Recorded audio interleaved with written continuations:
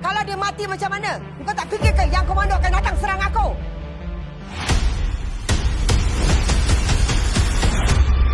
Mami Jeneral, yang komando dah di darat.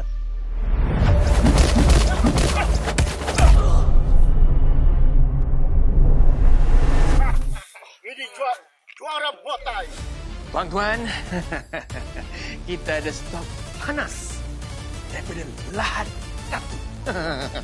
Bermula RM100,000. 100,000. Lock. Nanti yang biar aku settle.